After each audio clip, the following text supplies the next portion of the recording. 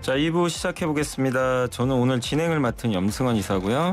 윤원태 SK증권 자산전략 부서장과 이지은 이지스탁 대표와 함께 하고 있습니다.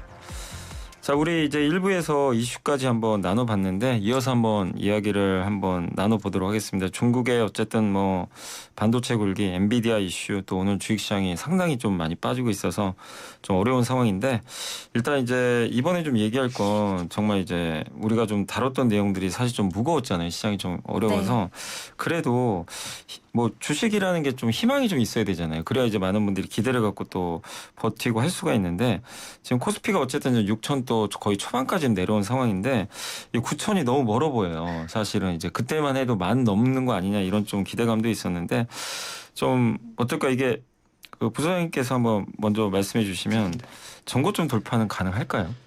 우선은 뭐 언제가 시점이냐가 중요할 것 같은데, 올해는 저는 어렵다라고 생각이 드는 게 우선 전고점 하면 9,300 정도가 전고점일 것 같은데, 어렵다라고 보는 이유는 우선 첫 번째는 수급에 있어서 올해 작년부터 올해 내내 사줬던 건 개인이었거든요. 네. 개인이 외국인의 매도 물량 거의 100조 원에 가까운 매도 물량을 다 받아내면서 주가를 끌어올렸었는데, 지금 개인들은 많은 상처를 입은 것 같습니다. 투자 심리에 대한 훼손이 상당히 커진 것 같고, 지금 이제 만약에 반등한다고 하더라도 7천, 8천, 9천 올라가는 과정에서 개인들은 이제부터는 본전 회수하는 차원에서 오를 때마다 매도로 대응하지 않을까라고 저는 보고 있어서 쉽게 주가가 9천까지 가는 데는 시간이 상당히 소요될 것 같다라고 생각을 하고 있고요. 상반기 때 특히나 저희가 경험했던 또 외국인의 기계적인 매도도 있었잖아요. 네네. 다시 또 올라가서 7천, 8천, 9천이 되면 외국인들은 또 비중을 줄일 수밖에 없기 때문에 그 기계적 매도가 나올 때 상반기에는 개인이 받아줬었는데 하반기에는 과연 그 기계적 매도에 개인이 받아줄 수 있을까? 그게 저는 쉽지 않을 거다라고 생각이 들어서 전고점을 회복하는 데는 시간이 상당히 소요되지 않을까라고 생각하고 있습니다. 네, 그 이재은 대표님 좀 어떻게 보세요? 이건 굉장히 어려운 것 같은데요. 네네. 저도 이제 수급적인 요인으로 인해서 올해 연말까지 그 전에 고점을 돌파하는 부분에 있어서는 뭔가 트리거적인 확실한 무언가가 나오지 않으면 쉽지는 않을 거라 보는데, 저도 수급적인 부분인 것 같습니다. 이제 레버리지 ETF 출시 이후에 우리가 수급도 많이 꼬였다라는 부분들이 지적을 계속적으로 받고 있잖아요. 이 부분에 있어서 어느 정도 좀 완화된 흐름이 나왔을 때 이런 조치에 대한 부분들의 정말 실효성이 있는지에 대한 부분들이 이게 1차적으로 좀 선행이 돼야 될 것 같고요.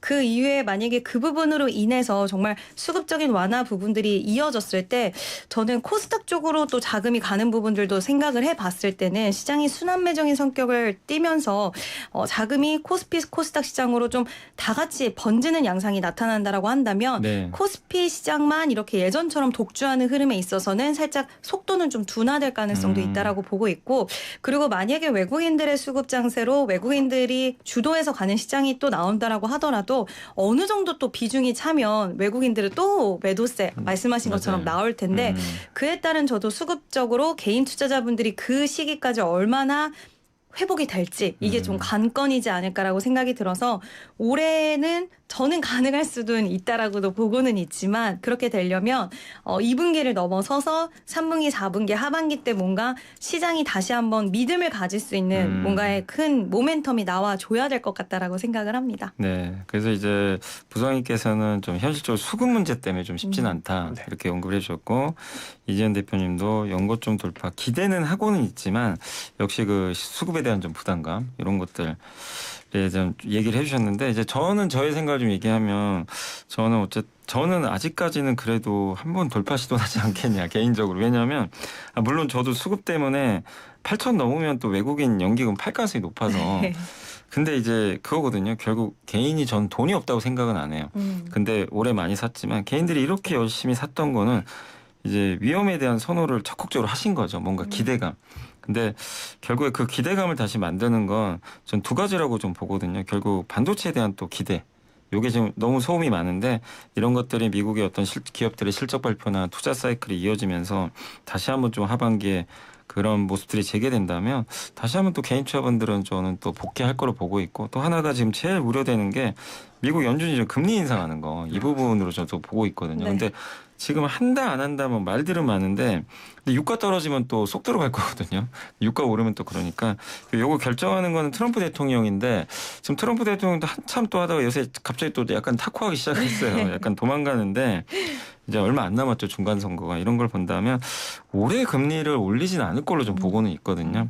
그래서 그런 조건들만 저는 맞는다면 개인들은 또 언제든지 저는 또 위험을 적극적으로 선호할 수 있는 그런 입장으로 돌아설 거로 보니까 그래서 무조건 간다 이거보다도 이런 조건도 특히 이제 반도체에 대한 시각만 뭐 계속해서 긍정적인 부분이 유지된다면 가능은 하지 않겠냐. 근데 참 뭐 제가 이런 얘기는 하지만 지금 상황에서는 너무 멀리 있어 보여서 저도 좀 이렇게 답답한 그런 상황입니다. 자, 그리고 이제 어쨌든 이번 주가 좀 중요한 것 중에 하나가 오늘은 뭐 주식시장 안 좋지만 이제 내일부터 SK하이닉스 또 그다음에 삼성전자 또 미국의 주요 빅테크 메타, 마이크로소프트, 아마존, 애플들이 줄줄이 좀 실적 발표를 하는데 일단 먼저 좀 삼성전자 이제 SK하이닉스 실적이 나올 텐데 부장님 우리가 이제 실적에 대해서 두 회사에 대해서 이제 우리가 봐야 될 좀 관전 포인트 같은 게 좀 있을까요? 우선은 그 SK 하이닉스 같은 경우엔 기대치가 이미 조금 낮아진 상황이기 때문에 주가도 어느 정도 선반영해서 빠졌다라고 보고 있습니다. 그렇기 때문에 지금 시장 컨센서스가 영업이 64조 수준인데 그 정도에 비트한다라면 저는 뭐 시장에 충격은 없지 않을까라고 생각을 하고 있고요. 뭐 제가 보고 있는 포인트는 사실은 제가 이제 그동안 반도체 3전 닉스가 주가가 오르는 과정에서 기회가 3개 있다라고 생각을 했었거든요. 네. 첫 번째는 실적 모멘텀이었고 네. 두 번째는 주주 환원, 세 번째는 릴레이팅 이렇게였었는데 네. 이제 실적 모멘텀은 어느 정도 다 반영이 된 것 같아요. 됐다. 요즘 이제 고점론 얘기가 나오는 게 실적의 고점이다라고 하는데 정확한 표현은 실적 증가율의 고점이다라고 볼 수 있을 것 같아요. 지난 분기 같은 경우에 전 분기 대비해서 영업이익률 90% 이상 오르는 모습이었었는데 네네. 이제는 그게 꺾일 수밖에 없거든요. 그리고 다음 분기 되면 더 꺾이고 계속해서 꺾일 수밖에 없기 때문에 그 고점론에 있어서 증가 추세는 꺾일 수밖에 없다. 그래서 실적이라는 이 첫 번째 화살은 사용했다라고 볼 수 있을 것 같고요. 두 번째는 이제 주주 환원에 대한 기대감을 이번 뭐 내일 모레 이제 삼성전자 그 설명회 있는데 거기서 발표해 줄지는 모르겠어요. 네. 언젠간 해줄 거다라고 생각을 하고 있는데 특히나 삼성전자 같은 경우에 3개년 주주환원 정책이 올해가 마무리가 되거든요. 네. 그렇기 때문에 올해 연말 전에는 아마 발표해 주지 않을까라고 보고 있어서 주주환원에 대해서 뭐 배당을 확대하던가 아니면 자사주를 소각한다던가 아니면 또 다른 방법으로 주주환원에 대한 기대감을 북돋아 준다라면 그 다음 이제 삼전 닉스가 다시 한번 주가를 조금 올릴 수 있는 모멘텀이 되지 않을까라고 생각을 하고 있고요. 마지막으로 이제 국내 증권사 모든 반도체 애널리스트들이 목표 주가를 지금 높게 잡아놨습니다. 네네. 그 높게 잡아놓은 가장 기본적인 배경에는 릴레이팅이었거든요. PER 10배 간다라는 기본적인 아이디어. 맞아요. 지금 5배도 안 됩니다. 근데 10배 가는 시간이 얼만큼 걸릴지 모르겠지만 10배라는 게 어떻게 보면 메타랑 비슷하게 갈 네. 거다라는 관점에서 10배 간다라고 대부분 생각을 하고 있고 언젠가는 가겠지라고 하고 있는데 사실 시간의 문제이지 갈 수 있다라고 저도 생각을 하고 있습니다. 그게 올해는 아닐 거다라고 생각은 하고 있겠지만 우선 언젠가는 가겠지. 그러면은 그 마지막 총알 릴레이팅이라는 그 마지막 화살이 언젠가는 반영이 된다라면 삼전 닉스의 주가가 다시 한번 퀀텀 점프를 할 수 있다라고 보고 있는데 요 마지막 화살은 시간이 걸릴 것 같고요. 당장만 놓고 보게 된다라면 이번 실적 발표에서 주주 환원에 대한 기대감을 조금 북돋아 줄 수도 있지 않을까라고 기대는 하고 있습니다. 네, 그래서 세 가지를 얘기해 주셨는데 이제 실적에 대한 기대감은 이렇게 좀 증가율이 좀 고점은 나오고 있기 때문에 이 부분 좀 정점은 지났지만 그래도 기대할 만한 건 주주 환원 단기적으로 좀 그걸 기대하고 계시고 그다음에 이제 재평가. 이제 반도체는 결국 사이클이다라는 논쟁이 심한데 이런 것들을 이제 해소할 수 있는 재평가가 이루어지면 PER 한 10배까지는 결국 장기적으로 좀 가지 않겠냐 이런 또 낙관론도 전해주셨습니다.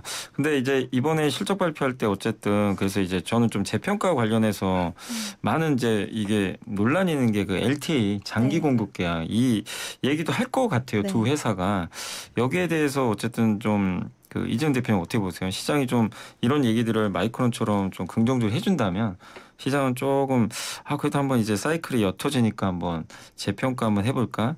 그런 좀 긍정적인 방향으로 좀 전개될 수가 있을까요 혹시?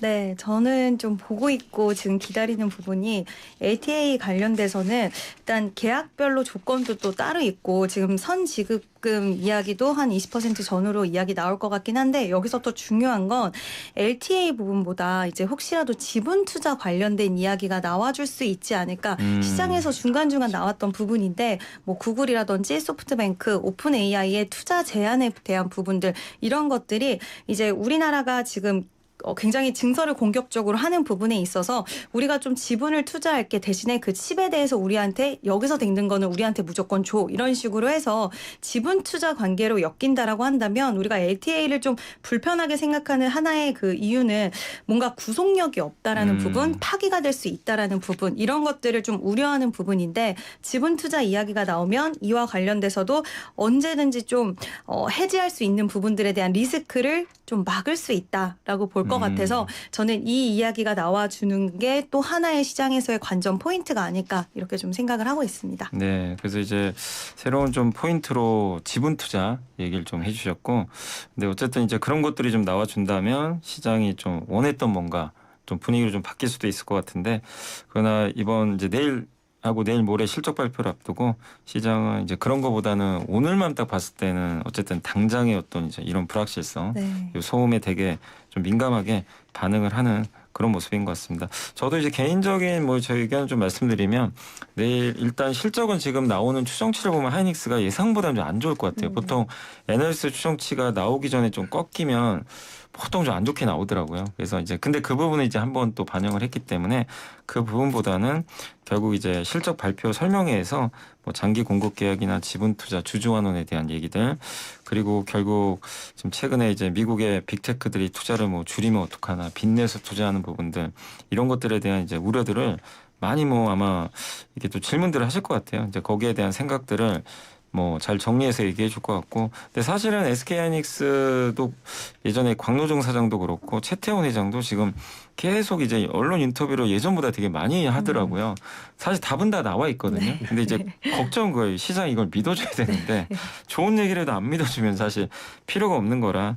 근데 이제 저는 어쨌든 지금 뭐 굉장히 좀 위축되고 좀 힘든 상황이지만 이번 실적에 대한 부분에 있어서 시장 반응도 우리가 봐야 되겠지만 워런 버핏이 최근에 이제 미국에서 언론 인터뷰한 걸 한번 봤어요. 거기서 했던 얘기가 구글의 지분 투자도 자기가 주도를 했고 AI 데이터 센터 짓는 거나 이런 거를 사실 원래 좋아하는 스타일이 아니잖아요. 뭐 설비 투자하거나. 근데 뭐라고 했냐면 이거 철도만 까는 거랑 똑같다. 디지털 철도망을 미리 깔아놓고 AI 시대를 이 빅테크들이 미리 선점하려고 준비하고 있는 거다. 거기에 대해서 불편해할 필요는 없는 것 같다. 나는 거기에 대해서 투자를 하는 거고 결국 이 기업들 중에 이제 본인은 구글 투자했으니까 구글은 성공하지 않겠냐. 근데 그런 인프라를 깔아주려면 우리는 구글이 그런 데이터 센터 만들 때 이 금을 캔다고 치면 우리는 옆에서 곡괭이 파는 기업이거든요.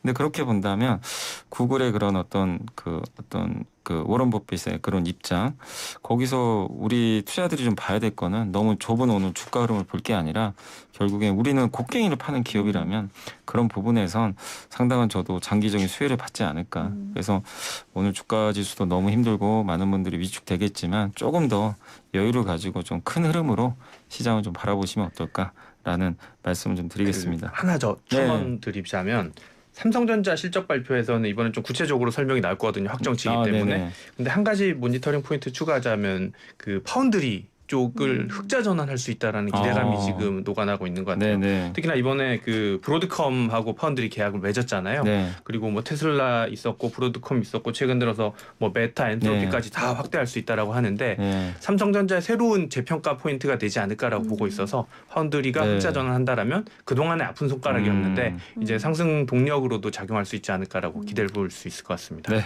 아유 좋은 말씀 감사드립니다. 자 오늘 이제 7월 월간 연말리 윤원태 SK증권 자산전략 부서장과 이지은 이지스탁 대표와 함께했습니다. 저희는 이제 오늘 소중한 말씀 다시 한번 좀 감사드립니다. 네, 감사합니다. 감사합니다.